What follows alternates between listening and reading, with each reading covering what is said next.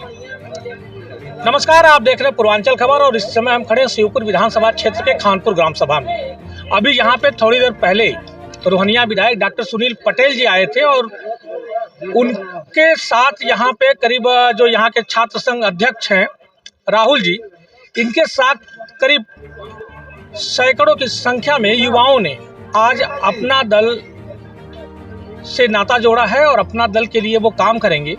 लेकिन इस समय चुनाव का माहौल चल रहा है, 2024 का चुनाव चल रहा है। प्रथम चरण का चुनाव खत्म हो चुका है, अभी दूसरा चरण अभी आने वाला है। लेकिन ऐसे में सवाल ये उठता है कि जो विपक्षी, जो मोदी के विपक्षी पार्टियां हैं, वो बार बार बेरोजगारी जैसे मुद्दे पे सरकार को घेरने की कोशिश करती हैं। लेकिन जो यहाँ मुद्दा है, जो यहाँ राष्ट्रीय जो छात्र संघ अध्यक्ष है राहुल जी, इनका मुद्दा कुछ अलग ही है। जी, हम आपको बता दें कि चुनाव में सभी लोग बेरोजगारी की बात कर रहे हैं, गरीबी की बात कर रहे हैं, लेकिन जो सबसे महत्वपूर्ण है उस पर कोई बात करने को तैयार नहीं है। कोई विपक्षी पार्टी उस पर अपने एजेंडे में नहीं शामिल की है, चाहे वो सपा हो, बसपा हो या फिर कांग्रेस हो या फिर अन्य दल हो। लेकिन जो मुख्य प्रमुख मुद्दा है जिससे देश की तरक्की होती है, जिससे बड़े बड़े डॉक्टर बनते हैं, वैज्ञानिक बनते हैं और इंजीनियर बनते हैं, उस सब्जेक्ट को लेके विपक्ष खामोश है। आखिरकार ऐसा क्यों? राहुल जी, ये बताइए, देश में बेरोजगारी की बात हो रही है, गरीबी की बात हो रही है, लेकिन शिक्षा की बात कोई नहीं कर रहा है। शिक्षा की बात तो करनी चाहिए सबको।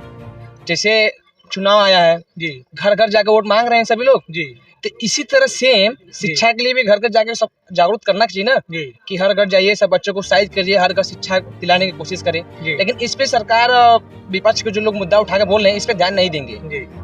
ऐसा क्यों हो रहा है? ऐसा इसलिए हो रहा है, सोच रहे हैं कि लोग शिक्षित हो जाएंगे, सब कुछ जान भी जाएंगे जी, तो कहीं ना कहीं इससे विपक्ष वालों को नुकसान ही होगा। लेकिन अभी जो माहौल चल रहा है, जैसे आज आपके साथ सैकड़ों छात्रों ने, जो अभी कुछ लोग कर चुके हैं ग्रेजुएशन, कुछ लोग कर रहे हैं, तो उनको क्या इन मुद्दों में सरकार विपक्ष उलझा सकती है?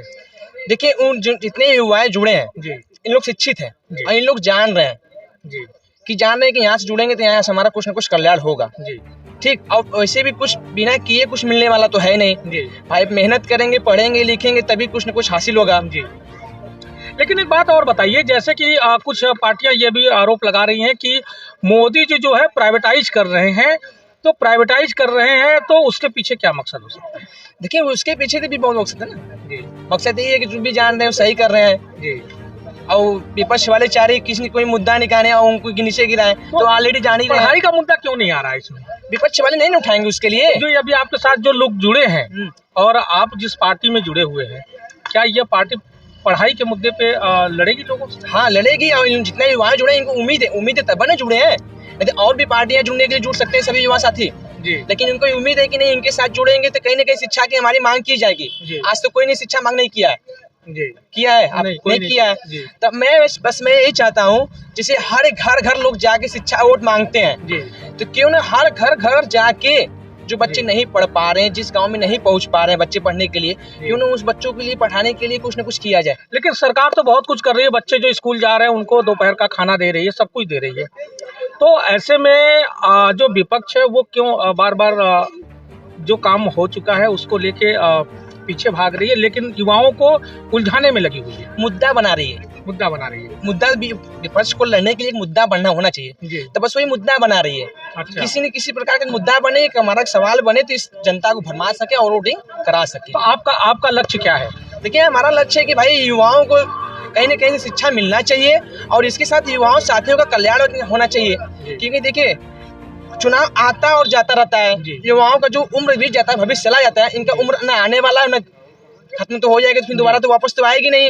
जिसका एक बार समय चला गया तो दोबारा आएगा यानी नहीं आएगा। आपका और आपकी टीम का मेन मोटो ये है कि जितने युवा हैं जो घर घर जाएंगे और लोगों को शिक्षा के लिए प्रेरित करेंगे। घर घर जाएंगे और जिस गांव में या जिस क्षेत्र में शिक्षा जो नहीं कर पाते हैं उनको घर घर जाकर शिक्षा जागरूक भी कराएंगे, और जो पढ़ने में अक्षम है उनको सक्षम भी कराएंगे, जो आर्थिक भी घर से भी कमजोर हैं उनके लिए भी शिक्षा की निःशुल्क सुविधा भी कराया जाएगा।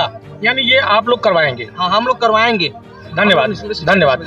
आइए कुछ और लोगों से बात करते हैं और जानते हैं कि चुनाव में जो मुद्दा है उसको लेकर के इस समय क्या कह रही है, जो चुनाव में जो दावे हो रहे हैं उसमें कितनी सच्चाई है। क्या नाम है सर आपका? संतोष सोनकर, मैं अपना दल का SC/ST प्रदेश अध्यक्ष हूँ।